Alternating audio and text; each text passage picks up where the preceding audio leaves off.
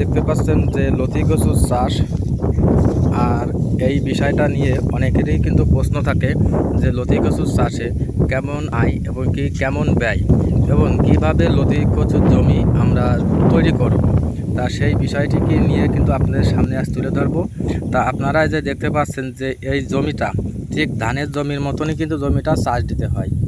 আর এই জমিতে আপনারা কাদায় সার দেবেন, ফসফেট এবং কি পটাশ সার দিয়ে কিন্তু আপনারা বাসই দিয়ে সমান করে জমিতে এরকম সুতো টানাইয়ে পিলি দিয়ে কিন্তু আপনারা এই লতি কচু চাষ করতে পারেন।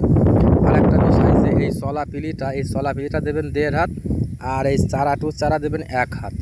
তা এই বিষয়টা নিয়ে কিন্তু অনেকেরই কিন্তু প্রশ্ন থাকে যে লতি কচুর চাষে যে আমরা যদি চাষ করি তাহলে আমরা লাভবান হব না লসের আশঙ্কা থাকবে। তা সেই বিষয়টা নিয়ে কিন্তু আপনাদের সামনে তুলে ধরবো এই ভিডিওটি। তা আপনারা দেখতে পাচ্ছেন যে আমাদের মাঠে কিন্তু লতি কচুর চাষ সম্পূর্ণ পুরোটাই মাঠ ধরে কিন্তু লতি কচুর চাষ দেখতেই পাচ্ছেন এখানে। এবং এই যে জমি চাষও দেওয়া রয়েছে এক্ষেত্রে কিন্তু সব লতি লাগানো হবে।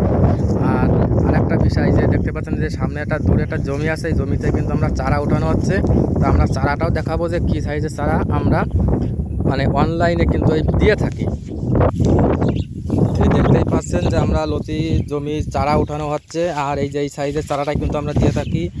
এই দেখেন এইভাবেই চারাটা আমরা দিয়ে থাকি। আর চারাটা আমরা এই সোজা করে কেটে দিই যাতে আপনাদের যে লাগানোর যে নিয়মটা সেই মাপেই কিন্তু আমরা কেটে দিই। আপনারা নিয়েও কিন্তু আর একটু কেটে লাগাতে পারবেন, কোনো সমস্যা নাই।